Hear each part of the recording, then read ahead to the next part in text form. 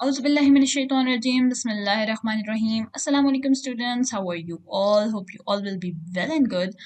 So first of all, congratulations to my students of the grade 11. ठीक है, welcome to grade 11 first of all कि आप सब लोग 10th से promote हो गए college life में अब आ गए हैं. तो अल्लाह ताला आपकी मदद अता फरमाए, आप लोगों के लिए हर चीज़ easy हो जाए करने के लिए एंड आप लोगों के लिए सारे सब्जेक्ट्स इजी हो जाएं, आप लोगों को अच्छे से हर चीज़ समझ आए और अच्छे से आप लोगों के मार्क्स भी आए 11 एंड 12 में.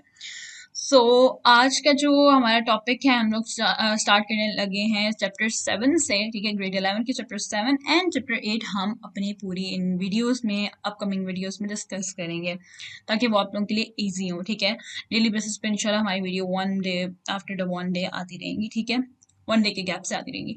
ठीक हो गया. अब जो चैप्टर 6 तक हैं, अब स्टूडेंट्स आप लोग कंफ्यूज हो गए कि हम एक चैप्टर 6 तक क्यों नहीं बाकी चैप्टर्स करवाए. तो बेसिकली बात यह है कि चैप्टर 6 तक अगर आप लोग देखें तो सारा थ्योरी बेस्ड है. It's nothing there to understand, right. So आप लोग खुद उसको रीड कर सकते हैं, रीड करें, उसको समझें तो आप लोगों को समझ आ जाएगा. ठीक है, उसमें कोई ऐसी चीज़ नहीं है कि आप लोगों को समझ ना आए. ठीक है, वो आप समझ सकते हैं. बेसिकली जो मेन चीज़ है वो चैप्टर 7 एंड 8. ठीक है, चैप्टर 7 एंड 8 याद रहे कि आप लोगों के आगे 12 में जो प्रैक्टिकल्स होंगे तो प्रैक्टिकल में भी इनकी बहुत ज़्यादा इंपॉर्टेंस है. तो ये आपका 12 तक चलता ही रहेगा. 7 8 चैप्टर जो हैं वो आपके 11 के भी यूज़फुल हैं और आप लोगों की 12 में भी काम आएंगे. ठीक हो गया. तो हम without wasting over time start करते हैं. Let's begin with it. तो नंबर 1 हमारे चैप्टर का नेम क्या है? The name of our chapter is database fundamentals. ठीक है, डेटाबेस फंडामेंटल्स के बारे में हम डिस्कस करेंगे. सबसे पहले हम लेसन के ऑब्जेक्टिव्स पढ़ लेते हैं जो हम अपनी वीडियो में डिस्कस करेंगे. आज हम डिस्कस करेंगे differentiate between the data and information, define file management system, define database and database management system, identify adjectives of database management system over the file management system. ये टॉपिक्स हैं जो आज की वीडियो में हम डिस्कस करेंगे. सो number 1 हम पहले पढ़ लेते हैं यूनिट का इंट्रोडक्शन क्या है. ठीक है, a database. Basically a database है क्या, तो हम इसको पढ़ते हैं. A database is a collection of related files that are usually integrated, linked और cross reference to one another. ठीक है, इसका क्या मतलब है कि डेटाबेस क्या है? बेसिकली डेटाबेस फाइल्स की कलेक्शन को बोलते हैं. वो फाइल्स जो आपस में एक दूसरे से रिलेशन रखती हैं, रिलेट करती हैं, कोई ना कोई लिंक बनाती हैं. लेट्स सपोज हम यहाँ पे एक फाइल ले लेते हैं, फाइल नंबर 1, और यहाँ पे हमारे पास एक और फाइल है, फाइल नंबर 2. अब फाइल नंबर 1 एंड 2 का कोई ना कोई बीच में लिंक होगा. फॉर एग्जाम्पल अगर ये क्लास 1 की फाइल है या क्लास 11 कर लेते हैं, ग्रेड 11 की अगर ये फाइल है तो इस फाइल में उसके स्टूडेंट्स हैं. ठीक है, स्टूडेंट्स ऑफ ग्रेड 11, यानी कि इसमें फॉर एग्जाम्पल हो सकता है ग्रेड 11 के टीचर्स हो. ठीक है, टीचर्स. ठीक है, और ये ग्रेड 11 के स्टूडेंट्स हैं. ठीक है, क्लास कर लेते हैं, क्लास 11 के स्टूडेंट्स. ठीक है, अब स्टूडेंट्स भी ग्रेड 11 के, टीचर भी ग्रेड 11 के. कॉमन चीज क्या है? ग्रेड 11. तो जो चीज कॉमन है वो एक लिंक बना रही है. तो ये फाइल और ये फाइल, इन दोनों का एक लिंक बन रहा है. तो ये लिंक बेसिकली डेटाबेस कहलाता है. ठीक है, कोई भी फाइल्स का लिंक हो, फाइल सिर्फ 2 नहीं, 2 से ज्यादा भी हो सकते हैं. फॉर एग्जाम्पल 3 फाइल्स हैं, इसमें हो सकता है कि कोई और चीज हो, आप लोगों की डॉक्यूमेंट्स हो या रिजल्ट्स हो सकते हैं, रिजल्ट्स ऑफ ग्रेड 11. ठीक है, रिजल्ट्स क्लास 11 के. तो ये अब तीनों फाइल्स आपस में कोई ना कोई लिंक बना रही हैं. ठीक है, हर फाइल एक दूसरे से कनेक्टेड है, एक लिंक बना रही है. तो ये बेसिकली सारा क्या है? सिस्टम डेटाबेस है. ठीक है, I hope you understand this कि डेटाबेस है क्या. लेकिन हम इसको फर्दर और भी डिस्कस करेंगे तो आपको अच्छे से समझ आ जाएगा कि डेटाबेस कहते किसको है. लेकिन database is only the collection of the related files. ठीक हो गया.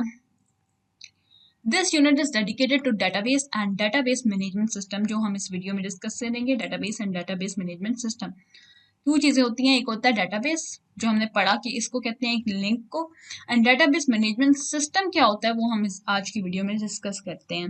It introduce the types of database models. Database models हैं provide the basic knowledge about the data modelling and ER diagram for planning and development of database system. तो ये सारे जो भी चीज़ें इस लाइन में एक्सप्लेन की हैं, ईआर डायग्राम हो गई, डाटा मॉडलिंग हो गई, डाटा के मॉडल्स क्या हैं, तो वो हम अपने आगे आने वाली वीडियोस में डिस्कस करेंगे. आज की वीडियो में बिल्कुल बेसिक्स पढ़ेंगे हम. It presents the advantage of using database management system over the old file management system. So basically एक ओल्ड फाइल्स मैनेजमेंट सिस्टम हम लोग जो पहले से यूज करते आ रहे हैं, ठीक है, फाइल्स पे होता है, जो रिटर्न होता है, मतलब हार्ड कॉपीज होती हैं, सॉफ्ट कॉपीज में नहीं होता। आजकल क्योंकि टेक्नोलॉजी आपको पता है एडवांसमेंट आ रही है, बहुत ज़्यादा एडवांस होता जा रहा है सब कुछ। तो इस एडवांसमेंट में, इनोवेशन में एक न्यू चीज़ इनोवेट की गई जो कि है डेटाबेस मैनेजमेंट सिस्टम, जिसके बारे में ये पूरा चैप्टर है, ठीक है।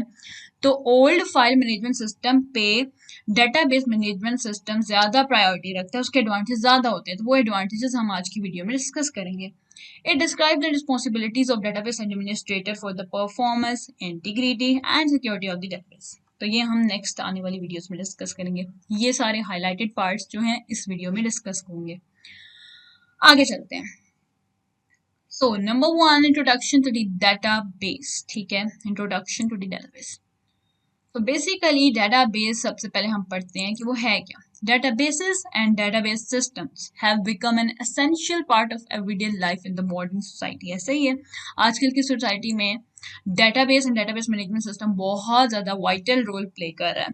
Most of us encounter several activities that involve some interaction with our database, ठीक है, कोई ना कोई एक्टिविटीज़ हमारी ऐसी होती हैं जो डेटाबेस के साथ इंटरेक्ट करवा रही होती हैं, कोई ना कोई लिंक बना रही होती हैं, ठीक है। For example if we go to the bank to deposit और विड्रॉ मनी, अगर हमने बैंक में पैसे जमा करवाने होते हैं या विड्रॉ कराने होते हैं, निकलवाने होते हैं, if we make a hotel और एयरलाइन रिजर्वेशन, और if we access a computerised library catalogue to search for a book, ठीक है, अगर हमने कोई ना कोई लाइब्रेरी कैटलॉग में ऑनलाइन कोई ना कोई बुक हम लोगों ने अगर सर्च करनी है, और या फिर होटल या एयरलाइन में कोई हमने रिजर्व करवानी है, सीट्स बुक करवानी है, या फिर होटल में रूम बुक करवाना है, तो उन सब एक्टिविटीज़ में हम क्या यूज़ कर रहे हैं, समवन असेसिंग अ डेटाबेस, ठीक है। हम लोग डेटाबेस इन्वॉल्व करते हैं अपनी लाइफ में, इन सब चीज़ों में कहीं ना कहीं डेटाबेस होता है। डेटाबेस इज व्हाट, क्या एक कलेक्शन होता है डाटा का, कि आप पीछे ना कोई डाटा लिख लेते हो। लेट्स सपोज एक और एग्जांपल मैं आपको देती हूँ।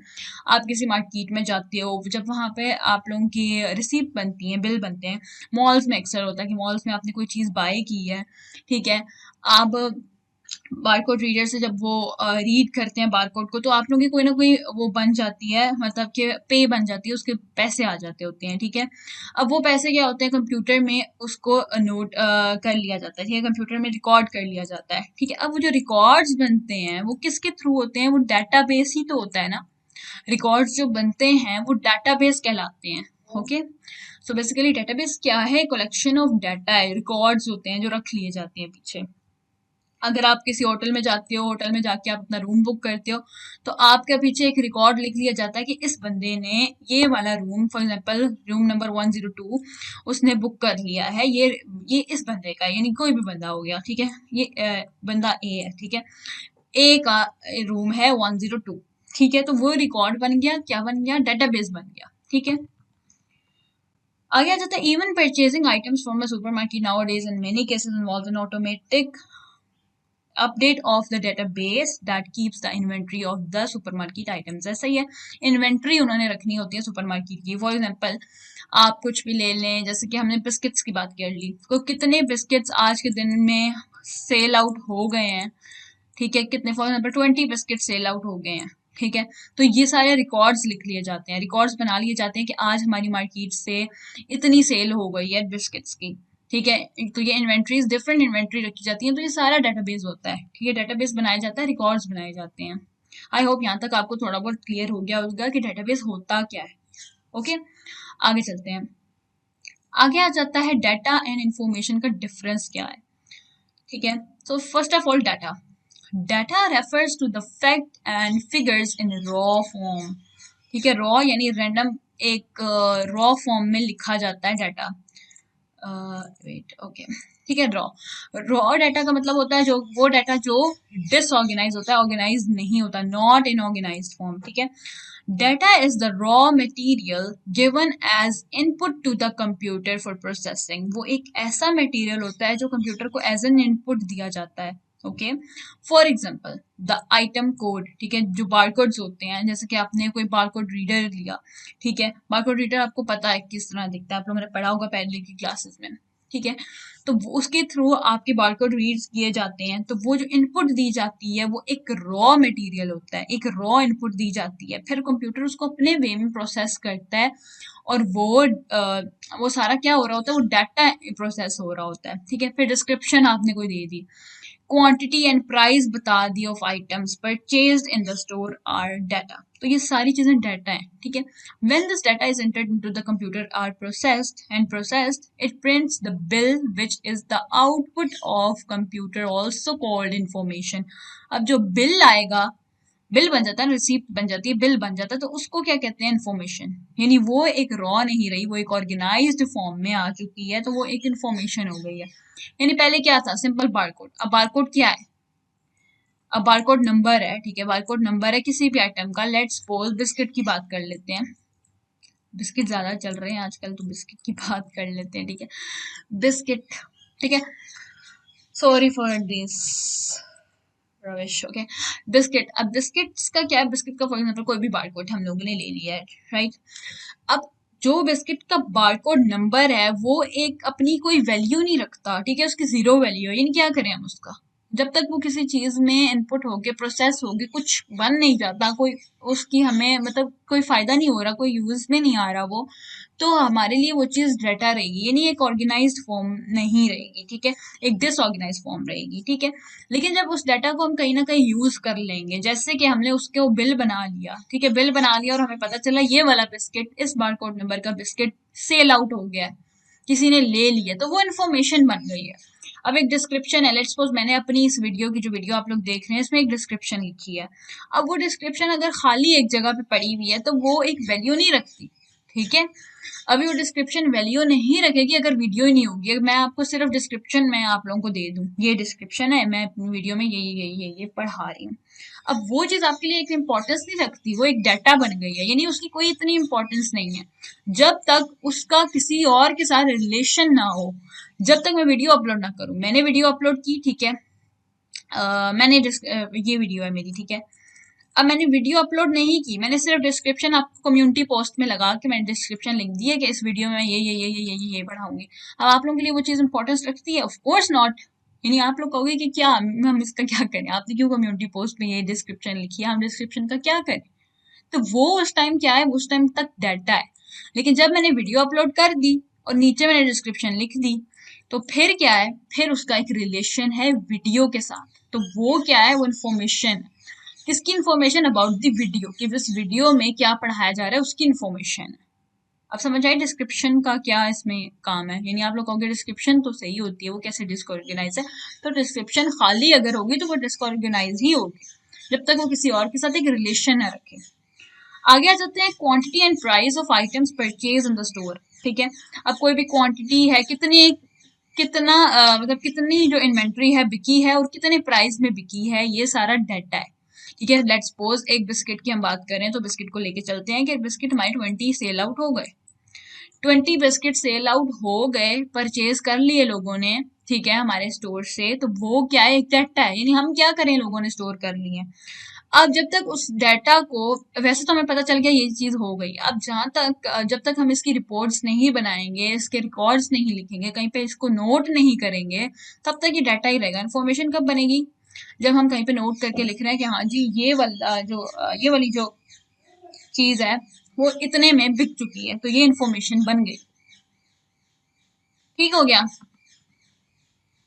अब चलते हैं आगे विदाउट वेस्टिंग ओवर टाइम। ठीक है, अब आपको समझ आ गई होगी इन्फॉर्मेशन एंड डाटा क्या। आगे इन्फॉर्मेशन को भी रीड आउट कर लेते हैं। Information.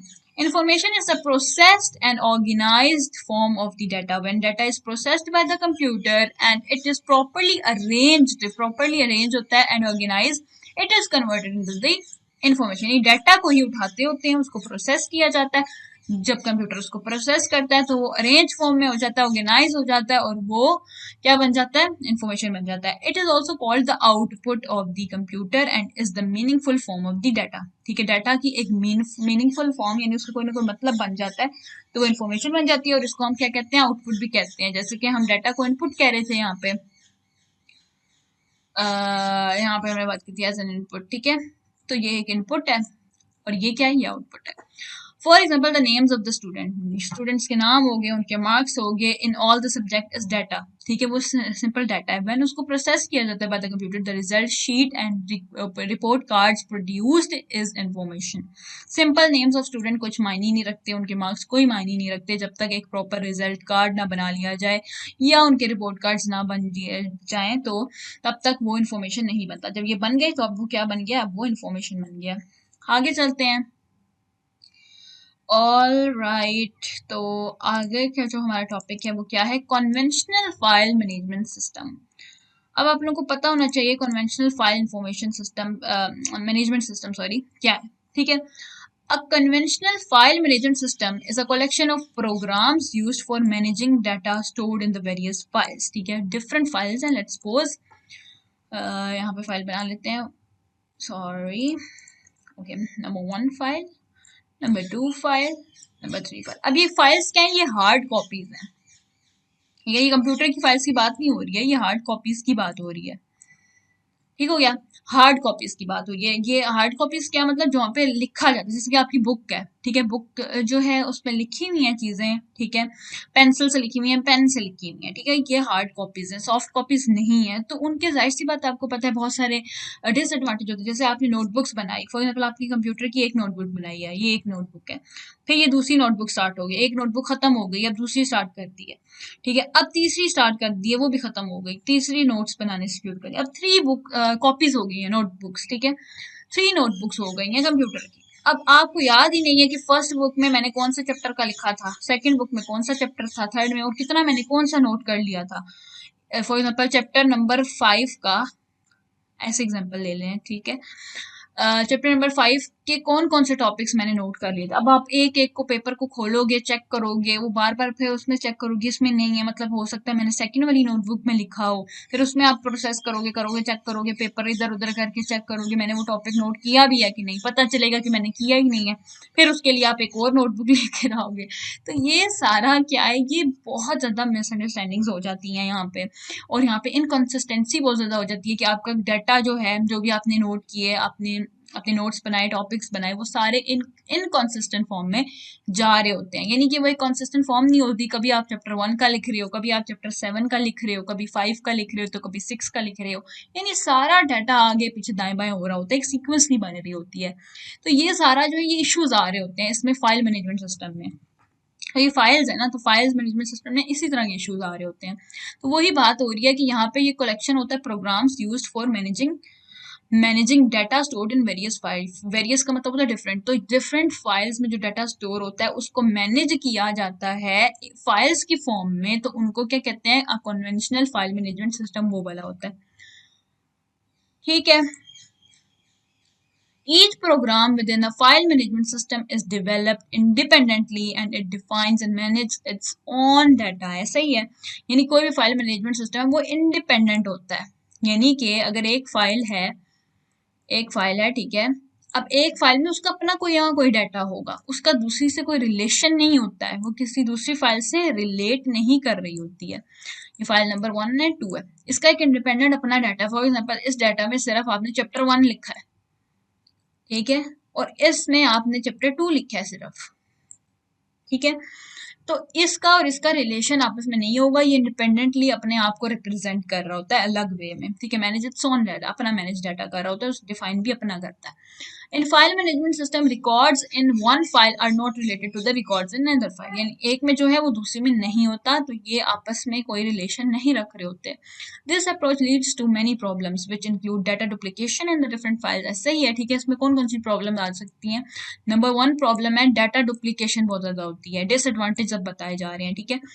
तो क्या क्या डिसएडवांटेज है कि data duplication in different file में हो सकता है डुप्लीकेशन हो जाए डाटा की। अब जैसे फॉर एग्जांपल वही मैंने बात की थी कि चैप्टर 1 का अगर आपने यहाँ पे नहीं लिखा हुआ, ठीक है, चैप्टर 1 का एक टॉपिक है जो जिसका नाम है हार्डवेयर, ऐसे ही एग्जाम्पल ले रहे हैं, ठीक है, हार्डवेयर नाम है। अब उस हार्डवेयर का टॉपिक आपने चैप्टर 1 में नोट ही नहीं किया, आप भूल गए, अब आपके पास स्पेस भी नहीं है इतनी, ठीक है, क्योंकि वो कॉपी तो फिल हो गई। अब आप कॉपी नंबर 2 पे गए, उसमें चैप्टर 2 हो गया, वो भी फिल हो गया, अब आपको एक और कॉपी लेनी पड़ेगी, वहां पे आप लिखोगे चैप्टर 1 का हार्डवेयर टॉपिक, ठीक है। अब फिर आपको याद आया जब ये भी कॉपी सारी भर गई तो पता चला कि अब मैंने कोई और टॉपिक नहीं लिखा, मैंने सॉफ्टवेयर का टॉपिक नहीं लिखा।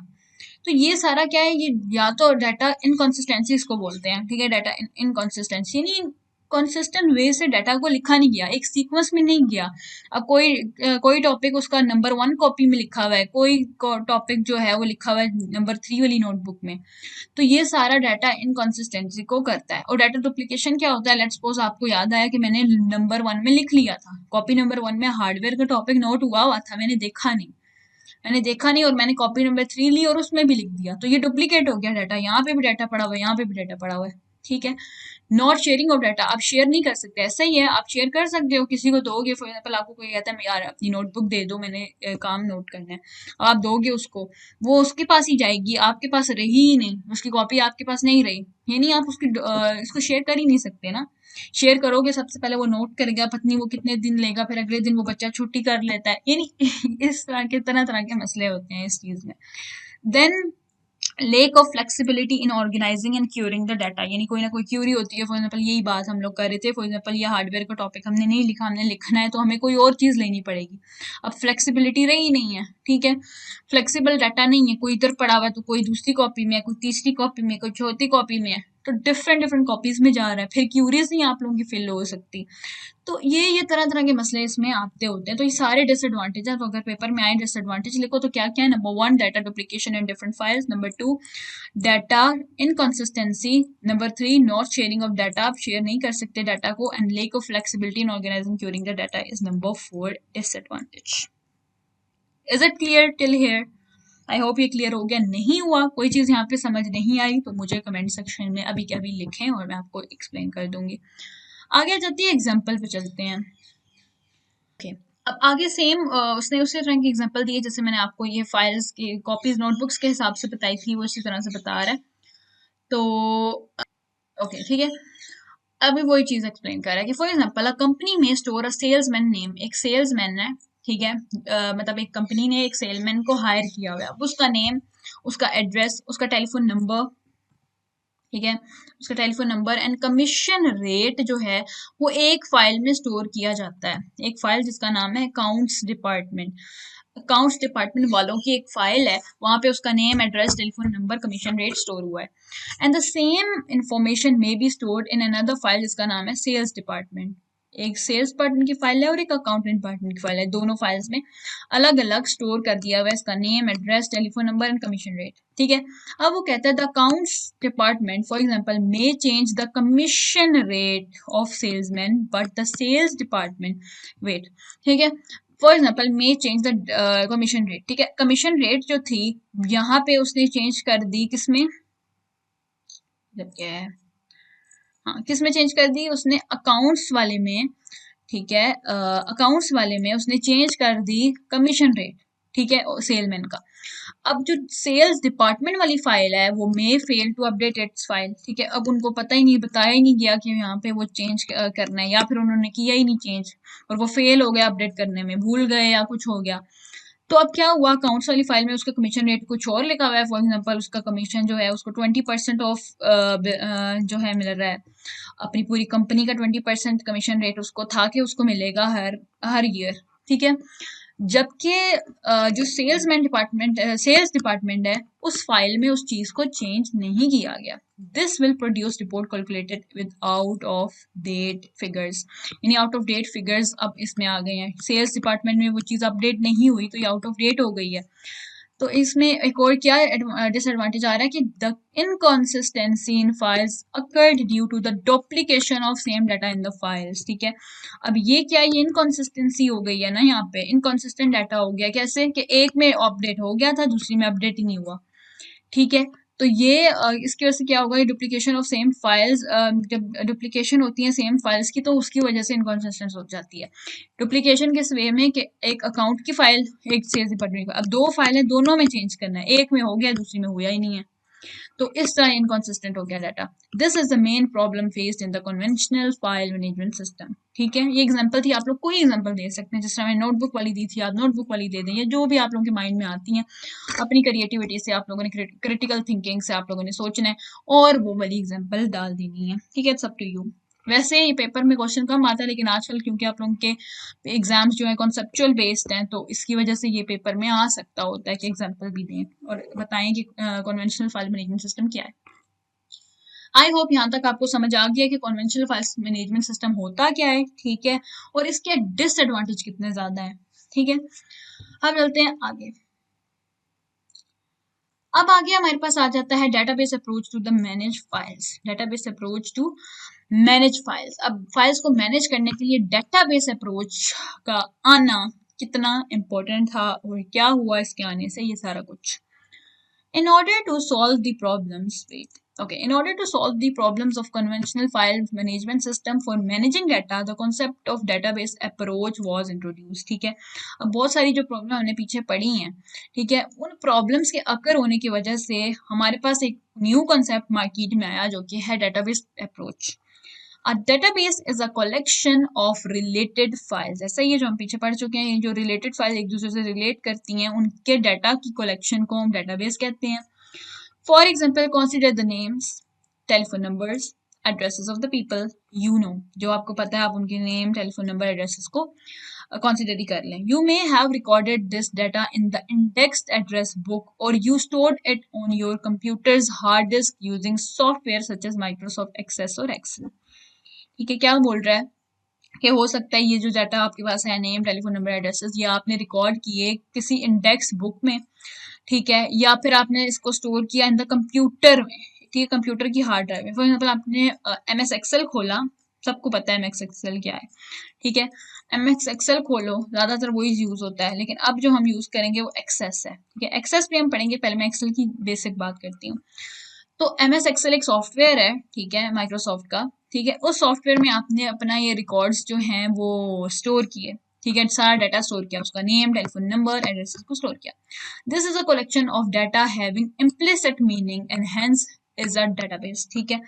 इसका जो this is a collection of data having implicit meaning and hence is a database. इसको हम कहते हैं डेटाबेस। उसके मीनिंग जो होते हैं ये बहुत ज्यादा मतलब के मीनिंग इसका थोड़ा सा कॉम्प्लिकेटेड हो जाता है, लेकिन इसको डेटाबेस कहते हैं, ठीक है। यानी कि आपने अपना सारा जो डाटा है वो स्टोर किया है किसी सॉफ्टवेयर में, ठीक है, और वहां पे जब आप किसी सॉफ्टवेयर में MS एक्सेल या एक्सेस में जब आप करते हो स्टोर, तो उसको डेटाबेस कहते हैं। A database can be of any size and complexity। ऐसा ही है, डेटाबेस का साइज जितना मर्जी रख लो, कितना भी कॉम्प्लेक्स रख लो, कोई फर्क नहीं पड़ता। For example, a database containing names and telephone numbers of your friends may have only a few records, ठीक है। इसके हो सकते हैं बहुत सारे कम रिकॉर्ड्स हों, ठीक है। On the other hand, the database containing information about all the citizens of the country for NIC, जो नेशनल आइडेंटिटी कार्ड है आपका, NIC जो होती है, may contain millions of record, ठीक है। कहता है कि दो किस्म के डाटाबेस होते हैं। एक होता है डाटाबेस, फॉर एग्जांपल आप लोगों ने सिर्फ अपने फ्रेंड्स के जो है रिकॉर्ड बनाए हुए हैं, आपके 5 फ्रेंड्स हैं, ठीक है। अब 5 फ्रेंड्स के आपने डिफरेंट रिकॉर्ड्स बनाए हुए हैं, आपने 5 फ्रेंड्स के नेम, टेलीफोन नंबर इजीली लिख लोगे, ये तो आसान है, ठीक है, इजीली आप लिख सकते हो, थोड़े से लोग हैं। लेकिन इधर ही अगर आपने बहुत सारे लोगों के, यानी पूरी कंट्री है, पूरी कंट्री का NIC बनाना है, NIC का रिकॉर्ड लिखना है, उसकी इन्फॉर्मेशन लिखनी है, तो वो क्योंकि मिलियंस ऑफ रिकॉर्ड होंगे तो वो भी आप लिख सकते हो। यानी जितना भी साइज हो, जितनी भी कॉम्प्लेक्सिटी हो उसके अंदर, आप उस चीज को डेटाबेस में स्टोर कर सकते हो।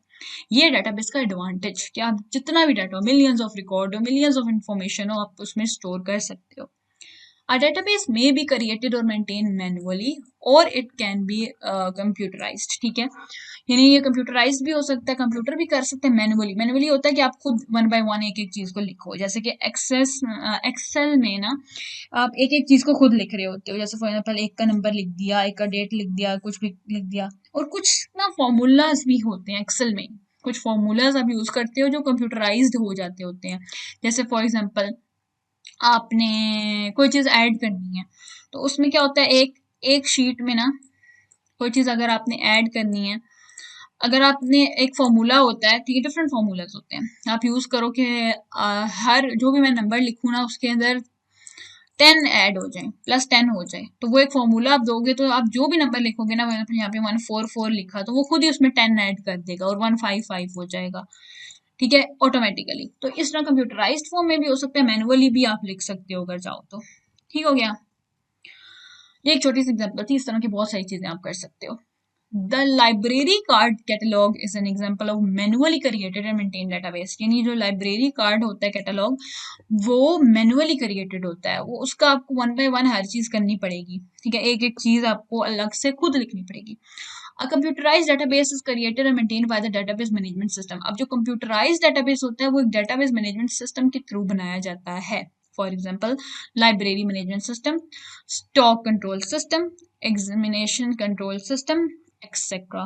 ठीक है, तो डिफरेंट मैनेजमेंट सिस्टम जो होते हैं वो डेटाबेस मैनेजमेंट सिस्टम कहलाते हैं, तो वो कंप्यूटर के थ्रू हो सकते हैं। ये छोटे मोटे एग्जांपल्स हैं, या आप लोग इसमें डीप जाने की जरूरत नहीं है। मेन हमारा मकसद क्या है पढ़ने का, कि डेटाबेस मैनेजमेंट सिस्टम है क्या। डेटाबेस मैनेजमेंट सिस्टम क्या है, जो कंप्यूटराइज्ड डेटाबेस होता है उसको बोलते हैं। यानी वो डाटा जो कंप्यूटर के अंदर स्टोर करवाया जाता है, सॉफ्टवेयर में, सॉफ्ट कॉपी में स्टोर होता है, उसको कहते हैं, सिंपल इन इजी वर्ड्स। आगे डेटाबेस मैनेजमेंट सिस्टम क्या है, अब हम इसको डिस्कस करते हैं। A database management system is a set of programs that allow users to create, maintain, manipulate database, ठीक है, and store or retrieve data from those files, database files। ठीक है, यानी कि डेटाबेस मैनेजमेंट सिस्टम एक ऐसा सिस्टम होता है जिसमें सेट ऑफ प्रोग्राम्स होते हैं, डिफरेंट प्रोग्राम्स होते हैं। प्रोग्राम्स क्या हैं, simple way of organising the data, उसको प्रोग्राम कहते हैं। किस तरीके से आप डाटा को ऑर्गेनाइज कर सकते हो। नंबर वन, वो क्या क्या कर सकते हो, आप उसमें क्रिएट कर सकते हो चीज़ों को, आप उसमें मेंटेन कर सकते हो। मैनिपुलेट मतलब कि कोई ना कोई अपडेट अगर करनी है चीज़ तो आप कर सकते हो, चेंजेस ला सकते हो। एंड स्टोर और रिट्राइव डाटा, ठीक है, स्टोर कर सकते हो, यानी फॉर एग्जाम्पल कोई भी चीज़ आपने स्टोर करनी है, सेव करनी है, कर सकते हो। रिट्राइव मतलब कोई चीज़ चली गई है उसको वापस भी ला सकते हो, ठीक है, अंडू कर सकते हो from those files, database file से आप कर सकते हो। अब दूसरी फाइल से नहीं कर सकते, ऑफ कोर्स ये कंप्यूटर में होते हैं। कंप्यूटर में आप कमांड्स दे दो, ठीक है, control C copy, control V paste, control Z वो हो जाता है, अंडू हो जाता है। कोई चीज़ आपने रिट्राइव करनी है तो कंट्रोल जेड दबाओ, अंडू हो जाएगा। अंडू, रीडू, कॉपी, पेस्ट, सब कुछ यहाँ पे पॉसिबल है। जबकि फाइल मैनेजमेंट सिस्टम में ये चीज़ें नहीं थी। फाइल मैनेजमेंट सिस्टम इतना मैनुअल सिस्टम है कि आप उसमें कोई चीज़ खुद से इस तरह ऐड कर नहीं सकते। एक चीज़ आपसे मिस हो गई है तो वो बस मिस हो गई है। इसमें क्या होता है, आप ऐड कर सकते हो। फॉर एग्जाम्पल, अगर आपका ये फर्स्ट सेल है, ठीक है, ये दूसरा सेल है, यहाँ पे आपने लिखे नेम्स, यहाँ पे आपने लिखी प्लेस, ठीक है, यहाँ पे आपने लिख दिए टेलीफोन नंबर्स लिख दिए, ठीक है। अब आपको याद है कि यार नेम के बाद तो मैंने लिखना था, स्टूडेंट है तो स्टूडेंट की मुझे क्लास लिखनी थी नेम के बाद। अब आपको याद है। अब अगर फाइल मैनेजमेंट होगा आप नहीं कर सकते जी। अगर ये कंप्यूटराइज्ड होगा, डेटाबेस मैनेजमेंट सिस्टम होगा, तो क्या करोगे आप, यहाँ पे इंसर्ट कर लोगे एक और सेल, ठीक है, यहाँ पे स्पेस दोगे, एक और इंसर्ट का ऑप्शन आता है, ठीक है, राइट क्लिक करो तो सेल ऑप्शन, सेल ऐड करने का ऑप्शन आता है, वहां से आप एक सेल ऐड करो, ठीक है, तो यहाँ पे 4 सेल हो जाएंगे। ये टेलीफोन नीचे चला जाएगा, प्लेस उसे नीचे चली जाएगी, यहाँ पे एक और सेल मिल जाएगा, वहां पे आप लिख दो उसका क्लास, ठीक है। तो यानी अगर कोई चीज बीच में मिस भी हो गई है ना, तो वो भी आप ऐड कर सकते हो, ठीक है। ये इसके एडवांटेजेस हैं, बहुत सारे एडवांटेजेस हैं इसके, ठीक है। आगे आ जाते हैं, ठीक है। It provides user friendly access and controls between user and database, ठीक है। डेटाबेस और यूजर के बिटवीन कंट्रोल और यूजर फ्रेंडली एक्सेस भी ये बनाता है। यूजर फ्रेंडली क्या, कि आप जो चाहो कर सकते हो। Its main purpose is to improve data sharing, data access, decision making and increase and user productivity, ठीक है। यूजर की प्रोडक्टिविटी इंक्रीज कर सकता है, शेयर कर सकते हो डाटा को, असेस कर सकते हो, लेना चाहो ले सकते हो, शेयर करना चाहो कर सकते हो, अपनी डिसीजन मेकिंग से कोई चीज चेंज करना चाहो तो वो भी कर सकते हो। अब क्या है, manipulation of data includes the following, ठीक है। मैनिपुलेशन ऑफ डाटा में कौन कौन सी चीजें आ जाती हैं। मैनिपुलेशन क्या होती है, मैनिपुलेट करना मतलब क्या, चेंजेस लाना, चेंजेस को कहते हैं, या अपडेशन को कहते हैं। अब किस चीज को अपडेट करना है तो उसको बोलते हैं, ठीक है। Number one, adding new data, कोई चीज आपने न्यू ऐड करनी है। For example, adding details of new student, कोई न्यू स्टूडेंट आ गया उसको ऐड करना है आपने, तो वो आप कर सकते हो। डिलीटिंग अनवांटेड डाटा, कोई अनवांटेड डाटा है, फॉर एग्जांपल एक स्टूडेंट चला गया है, जैसे deleting the details of student who have completed course, एक कोर्स उसने कंप्लीट कर लिया, वो न्यू क्लास में चला गया है या उसने छोड़ दिया है, स्कूल छोड़ दिया है, तो आपने उसको हटाना है तो वो डिलीट कर सकते हो। चेंजिंग एग्जिस्टिंग डाटा, ठीक है, जो एग्जिस्टिंग डाटा है, फॉर एग्जांपल कुछ भी लिखा है, for example modifying the fee paid by the student, ये पहले आपने लिखा, उसने फी पे नहीं की, फिर आपने अब उसने पे कर दी है फी, तो वहाँ पे आप चेंज कर सकते हो, चेंज करके आप वहाँ पे कर दो कि ही पेड द फी, ठीक है। इस तरह चेंजेस, डिलीट, एडिंग समथिंग, तो ये सारी चीजें हो जाती होती हैं, इतना इजी है इसको यूज करना। The database management system helps to create an environment in which users have better access to data. ऐसे ही है, बहुत अच्छी better access होती है डाटा पे यूजर को, ऐसा environment वो देता है, user friendly environment. Database management system helps to give an integrated view of the organization's operations, ठीक है, यानी कि वो integrated view होता है जिसमें organization का कोई भी operation हो रहा है, कोई भी processing हो रही है organization में, तो उसको आप अच्छे से देख सकते हो उसके अंदर database management system में. It makes it possible to share the data in the database among multiple applications and user. ऐसे ही है, यानी एक डाटा है उसको आप शेयर कर सकते हो with multiple applications and user, ठीक है, यानी मल्टीपल एप्लीकेशन पे सेंड कर सकते हो, किसी भी एप्लीकेशन में, by email, by WhatsApp, by Instagram, by Facebook, by TikTok, कहीं पे भी आपने लिंक शेयर करना है, कहीं पे भी आपने डॉक्यूमेंट शेयर करना है, आप उसको कर सकते हो विद एनी यूजर। कहीं आपका कोई भी यूजर है, आप दोस्तों के साथ, फ्रेंड्स के साथ, फैमिली के साथ, अपने को हेल्पर्स के साथ, एम्प्लॉयज के साथ, किसी के साथ भी शेयर करना है, आप कर सकते हो। Some examples of the database system managed by DVMC क्या है, database management system are, कौन कौन सी एग्जांपल्स हैं कि डेटाबेस मैनेज हो सकता है? कस्टमर इंफॉर्मेशन सिस्टम, ऐसा ही है, कस्टमर है, कस्टमर कौन होता है, फॉर एग्जांपल आपने मार्केट बनाई है, वहाँ पे कस्टमर्स आ रहे हैं, क्लाइंट्स आ रहे हैं, तो उनका आपने डाटा कोई रिकॉर्ड करना है, एड्रेसेस वगैरह रिकॉर्ड करनी है, तो आप वो भी कर सकते हो, या उन्होंने कितनी परचेजेस की हैं आप वो भी कर सकते हो। इन्वेंट्री इंफॉर्मेशन, इन्वेंट्री के कितना कितना हमारे पास माल है, इन्वेंट्री माल को कहते हैं, अगर किसी को नहीं पता तो आई होप अब आपको समझ आ गई होगी। कितना कितना हमारे पास पड़ा हुआ है, हमारे पास चिप्स कितने हैं, बिस्किट्स कितने हैं, हमारे पास बेकरी आइटम्स कितने हैं, हमारे पास फ्रोजन आइटम्स कितने हैं, तो वो सारी इन्फॉर्मेशन आप डेटाबेस के थ्रू कर सकते हो। लाइब्रेरी मैनेजमेंट, बुक्स हमारे पास कौन कौन सी हैं, इंग्लिश की बुक कितनी है, उर्दू की बुक कितनी है, कंप्यूटर की बुक कितनी है, मैथ्स की बुक कितनी है, कितनी हो गई हैं, कितनी सेल हो गई हैं, तो ये सारी लाइब्रेरी मैनेजमेंट सिस्टम हो गया। हमारे पास कौन कौन सी बुक्स हैं, अकाउंटिंग्स की बुक्स हैं, हमारे पास HR सिस्टम की बुक्स हैं, हमारे पास साइकोलॉजिकल जो हैं इम्प्लीमेंटेशंस की बुक्स हैं, या साइकोलॉजी की बुक्स हैं, तो ये सारी चीज़ें उसमें आ जाती हैं लाइब्रेरी मैनेजमेंट में। Then accounting and book keeping, ठीक है, अकाउंटिंग होती है, बुक कीपिंग होती है, अकाउंट्स के रिलेटेड है, तो उन चीज़ों को मैनेज करने के लिए आप इन चीज़ों को यूज़ कर सकते हो, ठीक है, फाइनेंशियल अकाउंटिंग हो गई है, जो भी अकाउंटिंग हो गई। और अब वो बोल रहे हैं एग्जांपल्स कौन कौन सी है। माइक्रोसॉफ्ट एक्सेस यूज होता है डेटाबेस के लिए, माइक्रोसॉफ्ट SQL है, सर्वर है, साइबेस है, ओरेकल है, MySQL है, एक्सेट्रा। MS एक्सेल भी है, यहाँ पे आप ऐड कर सकते हो, ठीक है, डेटाबेस के लिए ये सारे सॉफ्टवेयर यूज हो सकते हैं, ठीक है। इसके अलावा भी बहुत सारे हैं, आप गूगल पे सर्च कर लें अगर आपको करने हैं, वैसे जो मेन हम लोग यूज करेंगे वो ये है, माइक्रोसॉफ्ट एक्सेस, ठीक हो गया। अब जा जाता है हमारा आज का लास्ट टॉपिक, जो कि है advantages of database management system over conventional file management system, जो ऑलरेडी हम लोग डिस्कस कर भी चुके हैं, लेकिन अब हम उसको वन बाय वन थोड़ा बहुत डिटेल से डिस्कस करते हैं, लेकिन हम इनको जल्दी जल्दी करेंगे ताकि हमारे पास टाइम, क्योंकि हमारे पास कम है लेकिन चीजें ज्यादा हैं। आगे चलते हैं। Database has many advantages over conventional file management system. These are, number 1, reduce data redundancy. अब डाटा की रिडंडेंसी को किस तरह से रिड्यूस किया जा सकता है, उस चीज को क्या करता है डेटाबेस। डेटाबेस ये एक एडवांटेज है उसका कि वो रिडंडेंसी यानी डाटा की डुप्लीकेशंस को, डाटा रिडंडेंसी क्या है, डुप्लीकेशन ऑफ डाटा, इस चीज को वो क्या करता है, रिड्यूस करता है।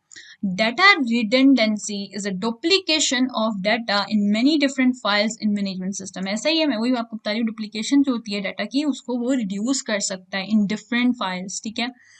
For example, a salesman data may be held on file in the sales department and also personal department, ठीक है। When data is to be updated, it must be changed in both files. This result is wastage of storage space and may lead to data inconsistency. अब वो बोल रहे file management system की बात कर रहा है कि फाइल मैनेजमेंट सिस्टम जो हमने पढ़ा था कि जो रिटन होता है हार्ड कॉपी में होता है, कहता है कि सेल्समैन का जो डाटा है वो सेल्स की wait let me change the colour, ठीक है, वो सेल्स डिपार्टमेंट जो फाइल है उसके ऊपर लिखा हुआ है और पर्सनल डिपार्टमेंट की फाइल पे भी लिखा हुआ है, दो फाइल्स हैं, ठीक है। अब वो कहता है जब डाटा ने अपडेट होना है तो जाहिर सी बात है डाटा दोनों फाइल्स में अपडेट होगा। This result in wastage of storage space, यानी अब स्पेस भी ज्यादा होगी, अब हमें और पेपर चाहिए उसके अंदर और हमें स्पेस चाहिए होगी। अब क्योंकि स्पेस नहीं होगी तो वो क्या होगा, डाटा इनकॉन्सिस्टेंट हो जाएगा, ठीक है। तो वो लीड करेगा कहाँ पे, डाटा इनकॉन्सिस्टेंसी पे लीड करेगा।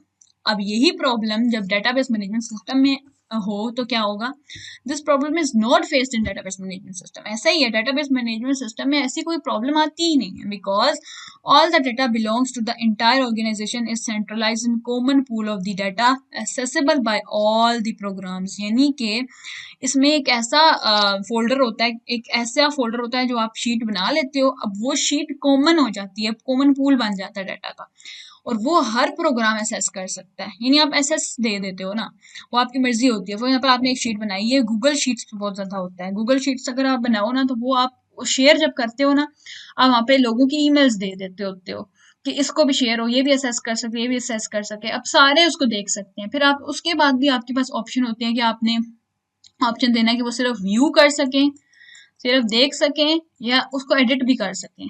तो आप उसमें अपनी मर्जी से जिसको देना चाहो आप दे सकते हो कि नहीं वो सिर्फ व्यू कर सके। फॉर एग्जाम्पल ए बंदा जो है वो सिर्फ व्यू कर सके, बी वाला बंदा जो है वो व्यू भी कर सके और एडिट भी कर सके। तो ये आपके पास अब ऑप्शंस होते हैं, तो एक कॉमन पूल बन जाता है जिसको आप जिस मर्जी के साथ जैसे मर्जी शेयर करना चाहो आप उसको कर सकते हो। आगे आ जाता है डाटा इनकॉन्सिस्टेंसी, ठीक है। Data inconsistency in file management system, same data may be held in several files. ऐसा ही है, डाटा जो फाइल मैनेजमेंट होता है तो फाइल में क्या होता है कि सेम डाटा बहुत सारी फाइल में चला गया, it has to update in each separate file when it changes. अब जब वो चेंज होगा तो उसको हर फाइल में चेंज करना पड़ेगा। This data is not, if data is not updated in any file it causes inconsistency, ठीक है। फिर वो इनकॉन्सिस्टेंट हो जाएगा अगर वो डेट अपडेट नहीं होगा। सेम वही बात हो रही है ऊपर वाली, ठीक है। This problem is solved in database management system because all the data is centralised for use by all the program. ये जो हमने ऊपर बात की सेंट्रलाइज हो जाता है, कॉमन हो जाता है। For example in school students information such as उनका नेम, उनका एड्रेस, उनका phone number and class are held in any class are held in admission office, ठीक है। एडमिशन ऑफिस में जो है उनका ये सारा कुछ डाटा आ गया स्टूडेंट का, ठीक है, स्कूल की फाइल में। The same data with tuition fee and some other data is also kept in another file in accounts office, ठीक है। और बाकी डाटा के साथ ये सारी इंफॉर्मेशन साथ ही उसकी ट्यूशन फी और कुछ अदर डाटा उसमें ऐड करके एक अकाउंट्स फाइल बनाई हुई है, अकाउंट्स ऑफिस, उसमें भी ऐड कर दिया। If a student address changes and must be update on both file. अब जब स्टूडेंट का एड्रेस चेंज हुआ तो एड्रेस क्योंकि इस फाइल में भी था, इस फाइल में भी था, इस फाइल में भी है और इस फाइल में भी एड्रेस है। अब अगर इस फाइल में चेंज होगा तो इसमें भी चेंज करना पड़ेगा।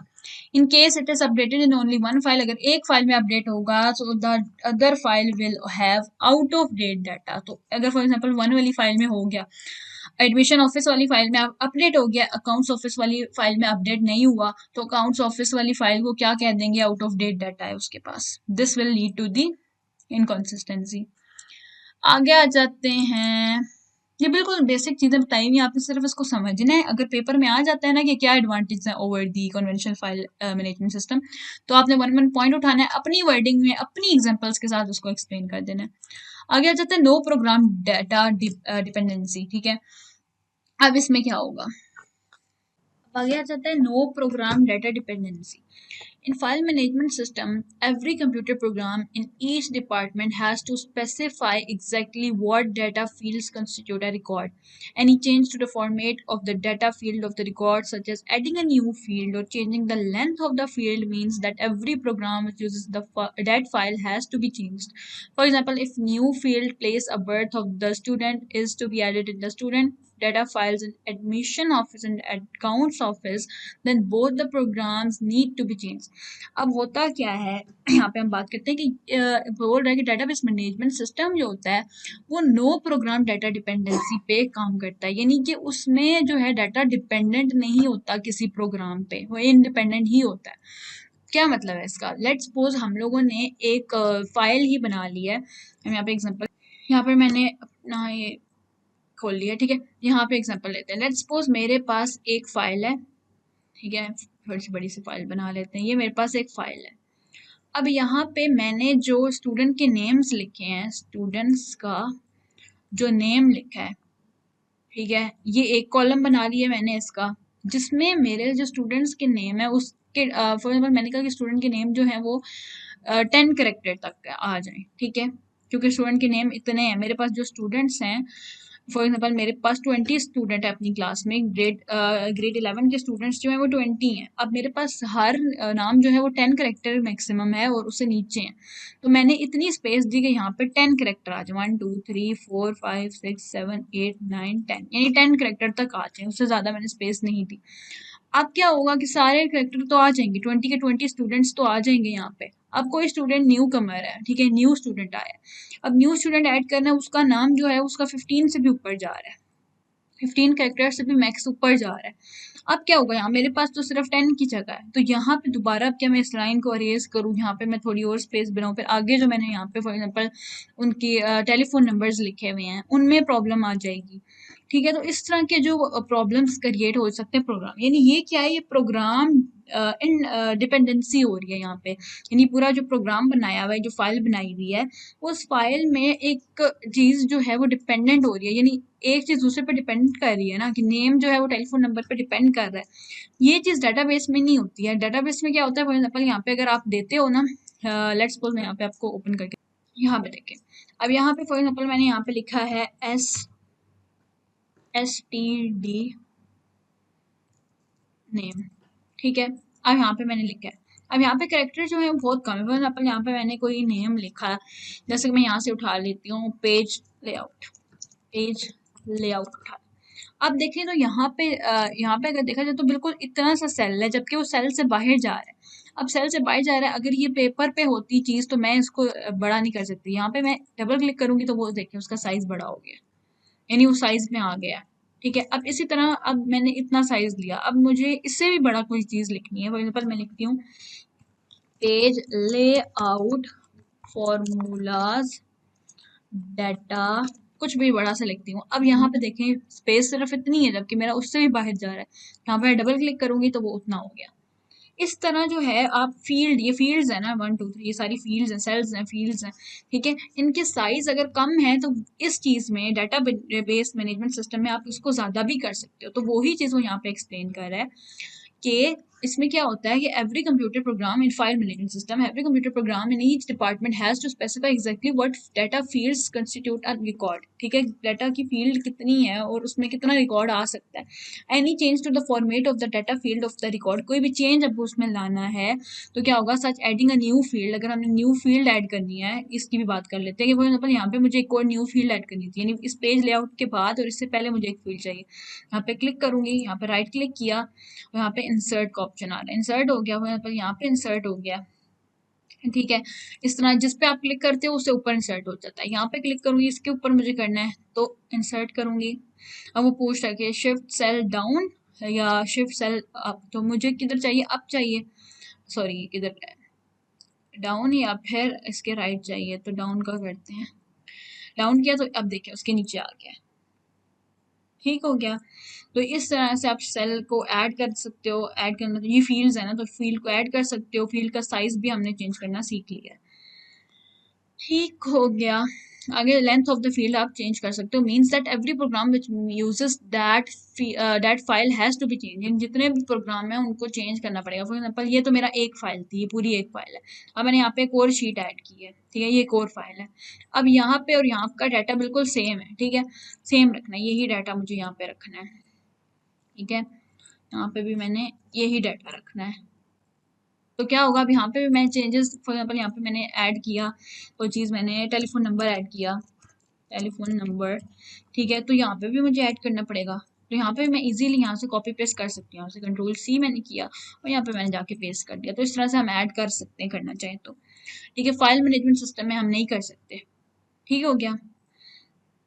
आगे आ जाता है for example if a new field place of the birth of student is added to in that student data files in admission office, एक एडमिशन ऑफिस है उसकी फाइल में हुआ, अकाउंट्स ऑफिस की फाइल में हुआ, then both the program need to be change. अगर कोई चेंज आएगा तो फिर दोनों को चेंज होना पड़ेगा, इसको भी और इसको भी, इस तरह जैसे मैंने आपको बताया। तो यही in database management system as data is not program dependent, ठीक है, प्रोग्राम डिपेंडेंट नहीं होता है डाटा, तो इसीलिए हम क्या कर सकते हैं, so such problem do not arise, इस तरह की प्रॉब्लम आती ही नहीं है। जिसमें हम कॉपी पेस्ट कर सकते हैं, हम एडिशन कर सकते हैं, सब कुछ कर सकते हैं, फाइल मैनेजमेंट सिस्टम में हम नहीं कर सकते इस तरह की चीज़ें। तो ये इसका जो है एडवांटेज है डेटाबेस मैनेजमेंट सिस्टम का। आगे आ जाता है flexibility. In file management system, when information of non-routine nature is needed, it can take weeks to assemble the data from the various files and write new program to produce the required reports. अगर एक ऐसी चीज उसमें add हो रही है when information of the non routine nature, ठीक है, एक रूटीन की नेचर नहीं है लेकिन वो चीज उसमें ऐड हो रही है, तो वो उसमें वीक्स ले लेगी असेंबल होने में, ठीक है, वेरियस फाइल्स, ठीक है, and write new program to produce the required report, ठीक है। अब एक वही बात हो गई है कि एक फाइल में एक चीज नहीं हुई, रिटर्न फाइल, फाइल मैनेजमेंट है, ठीक है, एक चीज में वो चीज अपडेट नहीं हुई है, एक नॉन रूटीन नेचर, एक न्यू चीज ऐड हो गई है जो हम करना चाह रहे हैं, वो इंसर्ट करना चाह रहे हैं बीच में, तो अब उसमें तो हम नहीं कर सकते, हमें एक और फाइल बनानी पड़ेगी, ऐसा ही है, न्यू प्रोग्राम बनाना पड़ेगा, यानी न्यू फाइल बनानी पड़ेगी to produce the required report को प्रोड्यूस करने के लिए। For example, a report about students is required in a school that has to merge information stored in various files, ठीक है, बहुत सारी फाइल्स में स्टूडेंट की इंफॉर्मेशन स्टोर हुई हुई है, ठीक है, अब स्कूल को वो फाइल चाहिए है, ठीक है, लेकिन उसकी जो इंफॉर्मेशन है जो बाकी सारी फाइल्स पे स्टोर है वो सारी मर्ज करके देनी है। इस केस में क्या होगा, हमारे पास फॉर एग्जाम्पल 3 शीट्स हैं, ठीक है, अब इन सारी इन्फॉर्मेशन को हम मर्ज कैसे करेंगे, एक ही फाइल पे हम ले आएंगे, यहाँ से मैंने कंट्रोल एक्स किया या सॉरी कंट्रोल कंट्रोल सी किया, मैंने इस फाइल में डाल ली, फिर ये वाली शीट भी मैंने कंट्रोल सी की और मैंने फाइल नंबर 1 में इसको भी डाल दिया। अब ये सारा डाटा हो गया मर्ज। अब इस शीट को मैं किसी के साथ भी शेयर कर सकती हूँ, ये हो गया मर्ज, यानी स्कूल के साथ शेयर करनी है तो स्कूल के साथ शेयर कर सकते हैं। फाइल मैनेजमेंट सिस्टम में ऐसा नहीं होता है, ठीक है, this will require a lot of time and effort by the programmer to write a program to print such a report in the file management system. जो भी प्रोग्रामर होगा उसको बहुत ज़्यादा क्या चाहिए होगा, उसे एफर्ट करनी पड़ेगी, उसे ज़्यादा टाइम लगेगा कि इन चीज़ों को वो किस तरीके से मर्ज करे। Whereas it can be very easily produce in database management system, जैसे मैंने आपको बताया कि डेटाबेस मैनेजमेंट सिस्टम में ये बहुत चीज़ ईजिली हो जाती होती है। फिर आगे आ जाता है data shareable. When a copy of a data file is made for sharing data with other people in the file management system, it will soon lead to data inconsistency if data is on one of the files is not updated. एक भी file update नहीं है और आप data को share कर रहे हो तो क्या होगा, उसमें डाटा इनकॉन्सिस्टेंसी आ जाएगी। जैसे पहले हम लोग पढ़ रहे हैं, एक डाटा में उसका नेम स्टूडेंट एक स्टूडेंट है जो जिसका नाम है ए, ठीक है, अब ए जो स्टूडेंट है वो इसमें उसका रिकॉर्ड इस फाइल में है, अब उसने स्कूल छोड़ दिया है लेकिन उसका दूसरे इस फाइल में उसका नाम अभी तक सेव है, इस फाइल से हट गया हुआ है, इसमें उसका नाम नहीं है, इस फाइल में है। अब जब ये दोनों फाइल्स आगे शेयर होंगी तो क्या होगा, उसमें वो देखेगा एक फाइल में इसका नाम है, एक साइड से हटा हुआ है, ये क्या सीन है, ये तो डाटा इनकॉन्सिस्टेंस हो गया, ठीक है, तो ये डाटा इनकॉन्सिस्टेंसी को लीड करता है। और फिर वही बात वो कर रहा है कि therefore, it is difficult to share data with others in the file management system, but in the database management system, data can be easily shared. ठीक है, shared very easily. Backup and recovery. अब backup and recovery भी आप रख सकते हो। Database management system provides facility for backup and recovery from failures including disk crash, ठीक है, डिस्क क्रैश हो गई है, पावर फेलियर हो गया है, सॉफ्टवेयर एरर्स आ रहे हैं, which may bring the database from the inconsistent state to the state prior to the failure, ठीक है, फेलियर से पहले जो है ना डाटा इनकंसिस्टेंट हो जाता है। This feature is lacking in the file management system, यानी ये जो सिस्टम फाइल मैनेजमेंट सिस्टम में ये चीज़ नहीं है कि अगर आपने डाटा को बैकअप बनाना है, रिकवर करना है, वापस लाना है, ये आप चीज़ कर सकते हो अपने कंप्यूटर्स में, अपने डेटाबेस मैनेजमेंट सिस्टम में चीज़ों को वापस ला सकते हो। लेट्स सपोज यहाँ पे हम बात कर लेते हैं, मैंने इस चीज़ को, ये पेज लेआउट है, ठीक है, इसका कलर चेंज कर देती हूँ, ठीक है, इस चीज़ को मैं डिलीट कर रही हूँ, यहाँ से मैंने डिलीट कर दिया, अब आप देख सकते हैं यहाँ पे शो नहीं हो रहा है, इसका भी कलर मैं कर देती हूँ वाइट। अब मुझे वो कलर भी वापस चाहिए, मुझे वो लिखा हुआ भी वापस चाहिए। मैं क्या करूँगी, ये यहाँ पे मेरे पास अंडू का ऑप्शन है, या फिर कंट्रोल जी दबा सकते हैं। तो इसको मैं करूँगी क्लिक, फिर क्लिक करूँगी, फिर क्लिक करूँगी, तो ये देखें वापस आ गया। तो इस तरह से अगर कोई डाटा लॉस हो जाता है, डिलीट हो जाता है, तो उसका बैकअप बन जाता है। तो इस तरह से भी आ सकते हैं, या फिर इसकी आप कॉपी बना लें, पूरी फाइल की कॉपी बना के कहीं सेव कर लें, तो उसको वहाँ से ला सकते हैं वापस। यानी तरह तरह के वे होते हैं कि आप डाटाबेस मैनेजमेंट सिस्टम में चीज़ों को वापस ला सकते हैं। आगे लास्ट हमारे पास पॉइंट आ जाता है data security in conventional filing system. Conventional filing कौन सा है, file system, normal file system की बात हो रही है। There is no centralised security system which restricts users according to their role in the organisation. ठीक है, उसमें सिक्योरिटी नहीं होती डाटा की। Database makes it easier to enforce security restrictions since database is centralised. Users are provided permission to access data according to their rights. ठीक है, आप users को अपनी मर्जी से परमिशन दे सकते हैं कि क्या वो एडिट कर सके डाटा को, या सिर्फ व्यू कर सके, या कुछ भी ना कर सके, सिर्फ देख सके, व्यू कर सके, एडिट ना कर सके। तो इस तरह की तरह तरह की आप लोग क्या कर सकते हैं, इंफॉर्मेशन दे सकते हैं। जबकि फाइल मैनेजमेंट सिस्टम में ऐसा नहीं होता। अगर फाइल आपने दे दिया, अब वो बंदा व्यू करे, उस चीज़ को फाड़ दे, फाइल फाड़ दे, गुम कर दे, जो मर्जी कर सके वो कर सकता है। उसमें सिक्योरिटी नहीं होती है, जबकि डाटाबेस मैनेजमेंट सिस्टम में सिक्योरिटी होती है। I hope you understand these all of the points. अगर आपको कोई भी इसमें डिफिकल्टी आप कमेंट सेक्शन में ज़रूर पूछ सकते हैं। ठीक हो गया, आज का हमारा इतना ही टॉपिक था। इंशाल्लाह अगले टॉपिक्स जो होंगे हमारे नेक्स्ट वीडियो में कवर हो जाएंगे। ठीक है, तब तक के लिए अपना ख्याल रखें, चैनल को सब्सक्राइब करना ना भूलिएगा। कोई भी क्वेश्चन है कमेंट सेक्शन में ज़रूर पूछें। इस वीडियो को अपने फ्रेंड्स के साथ शेयर करें and do connected with our channel. अल्लाह हाफिज़।